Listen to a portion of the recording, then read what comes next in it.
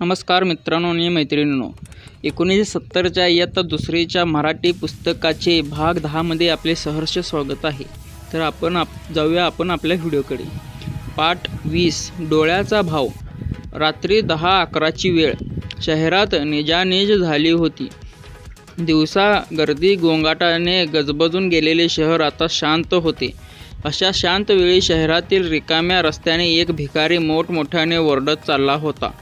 देवा, तू मला काही दिले नाहीस। मला राहायला घर नाही, अंगावर घालायला कपडे नाहीत, भरपूर खायला प्यायला नाही। देवा, तू माझ्यावर फार अन्याय केला आहेस रे। त्या गल्लीत एक श्रीमंत माणूस राहत होता। लांडी लबाड न करता सचोटीने व्यापारधंदा करून त्याने पुष्कळ पैसे मिळवले होते। यावेळी तो एका नामांकित गवयाचे गाणे ऐकत आपल्या दिवाणखान्यात बसलेला होता। गाणे छान रंगले होते आणि तशात भिकाऱ्याचे ओरडणे ऐकू आले। देवा, तू मला काही रे नाही दिलंस। आनंद होईल अशी एखादी जरी गोष्ट माझ्यापाशी असती तर मी तक्रार केली नसती, पण देवा, तू मला भिकाऱ्यापेक्षा भिकारी केलं आहेस। गाण्यात रमलेल्या त्या श्रीमंत माणसाचे मन ते ओरडणे ऐकून कळवळले। त्याने हात वर करून म्हटले, गवई महाराज, माफ करा, थोडा वेळ गाणे थांबवा। आणि त्याने आपल्या नोकराला रस्त्यावर पाठवले। नोकर भिकाऱ्याला थांबवून म्हणाला, आमचे धनी तुला वर बोलावत आहेत, जरा वर चल। भिकारी थोडा घाबरला। असे बोलणे त्याला कधी आले नव्हते। त्याला वाटले, हे मोठे घर कोणा मोठ्या अधिकाऱ्याचे असेल, आपल्याला ओरडण्यामुळे त्याला राग आला असेल। काय होईल, फार तर रट्टे मिळतील, हळू आवाजात ओरड आणि अशी ताकीद मिळेल। मग तो भिकारी त्या श्रीमंतापुढे जाऊन उभा राहिला। श्रीमंताने त्याला विचारले, बाबा रे, तू रस्त्याने काय ओरडत चालला होतास? महाराज, मी तुमचं नाव नाही घेतलं, मी आपल्या देवाच्या नावाने ओरडत होतो। का बरं? देवानं असं तुझं काय वाईट केलं?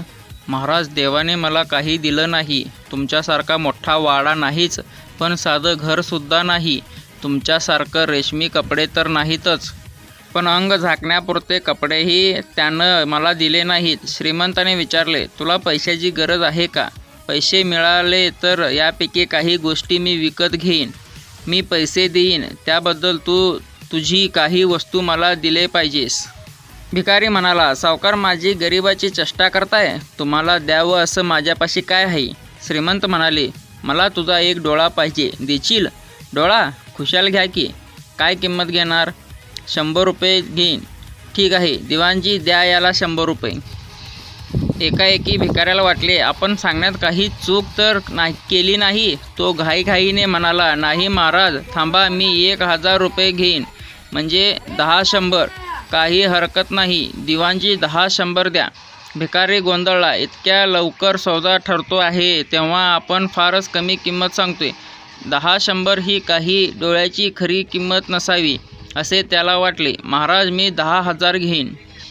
ठीक आहे, दिवाणजी, याला 10,000 द्या। आता मात्र भिकारी फार गोंधळला। बाजारात डोळ्याचा भाव नक्की काय आहे हे त्याला कळेना। तो पुन्हा ओरडून म्हणाला, महाराज, माफ करा, मला 1,00,000 रुपये म्हणायचे होते, ते चुकून तोंडातून 10,000 गेलं। काही हरकत नाही, 1,00,000 घे। भिकारी गप्प झाला। त्याच्या मनात विचार आला की एका डोळ्याची किंमत जर 1,00,000 रुपये तर काय, 2 डोळे म्हणजे 2,00,000, 2 कान म्हणजे 4,00,000, 1 नाक म्हणजे आणखी 1,00,000, मग डोळे, नाक, कान, हात, पाय या सगळ्या शरीराची किंमत किती असेल? शिवाय हातापायाचा भाव नक्कीच जास्त असणार, म्हणजे एक हाताने 2 लाख आणि हे पाय, हे डोळे, त्याचे किती लाख? भिकाऱ्याला हिशोब जमेना। किती लाखाचे हे शरीर आहे हे त्याला नक्की समजेना। तो शरमला आणि श्रीमंतापुढे वाकून हात जोडून म्हणाला, महाराज, मी देवाला फुकट दोष दिला, त्याने मला घट्टकट्ट शरीर दिले आहे, म्हणजे पुष्कळ दिले आहे, माझे ओरडणे खोटी आहे, क्षमा करा। मित्रांनो आणि मैत्रिणींनो, असे लहानपणीच्या आठवणी ताज्या करायच्या असतील तर माझ्या चॅनलला सबस्क्राईब करायला विसरू नका। धन्यवाद।